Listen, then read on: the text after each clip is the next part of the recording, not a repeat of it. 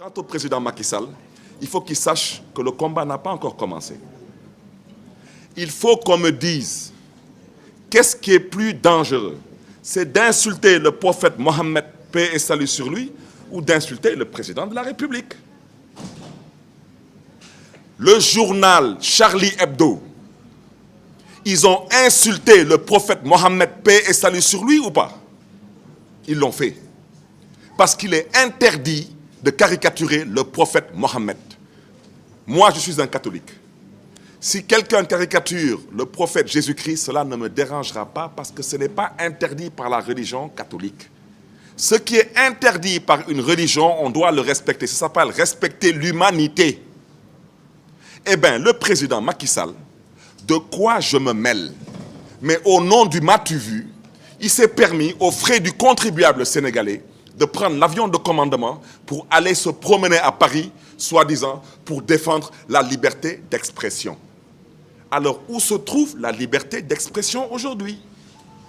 Parce que Hassan Nene day xoromal lek ngene da ngeen di fâché wu. Mais il se fâche pourquoi? Dafa am lu ngeen def, dafa am lu ngeen wax motax Hassan ne da leen di xoromal. Lolu may wax ci. C'est la raison pour laquelle je le dis et je le répète.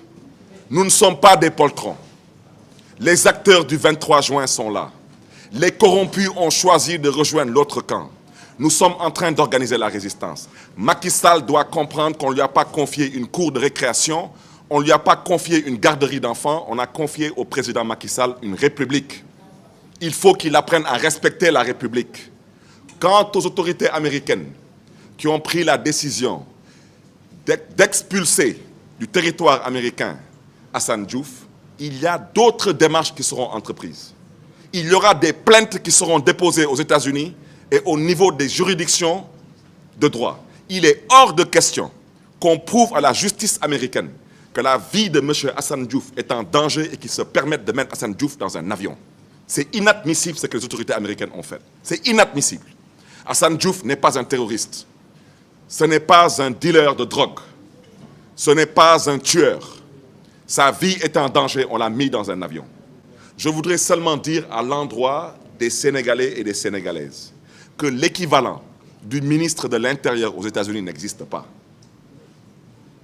Le ministère de l'Intérieur aux États-Unis, je vous invite, vous, à rentrer dans Internet et à le vérifier. On l'appelle, entre guillemets, Department of Interior. Department of Interior, leur rôle, c'est d'aménager des parcs, d'entretenir des jardins. J'ai habité à Washington pendant 16 ans dans la capitale américaine. J'ai toujours été intéressé par la politique. Je sais plus ou moins le rôle de chaque ministère. Department of Interior, une fois de plus, c'est pour s'occuper de parcs et de jardins. L'équivalent du ministre de l'Intérieur n'existe pas aux États-Unis. Ce qui existe aux États-Unis, c'est des Attorney General. C'est l'équivalent du ministre de la Justice. Pour un cas de jurisprudence, pour tous nos compatriotes qui sont à l'extérieur, particulièrement sur le sol américain, c'est la dernière fois qu'on permettra à une autorité judiciaire américaine de mettre dans un avion un citoyen sénégalais, fut-il en situation irrégulière sur le territoire américain, de le mettre dans un avion quand sa vie est exposée.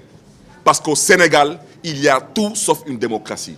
C'est un foutage de gueule caractérisé auquel aujourd'hui nous assistons dans ce pays.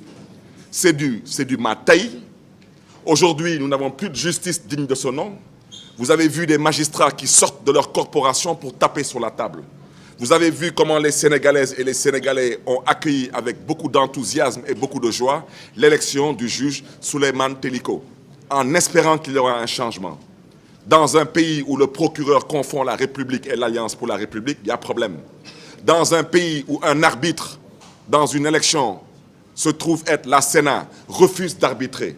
Dans une élection où le juge qui doit dire le droit est le juge constitutionnel, ce juge constitutionnel préfère faire autre chose que de dire le droit, ça pose problème. C'est la raison pour laquelle je souhaiterais demander à tous les Sénégalais, à toutes les Sénégalaises, d'ici comme de la diaspora, ne vous découragez pas, mobilisez-vous. Ce régime, ce n'est rien du tout, c'est du toc. On a fait face à plus coriace et on a eu gain de cause. Aujourd'hui, il suffit de s'organiser. Nous sommes en train de nous organiser et le régime actuel va apprendre à nous respecter en tant que peuple parce qu'une fois de plus, la souveraineté au peuple le pouvoir au peuple. Ce qui se passe dans ce pays, c'est inadmissible.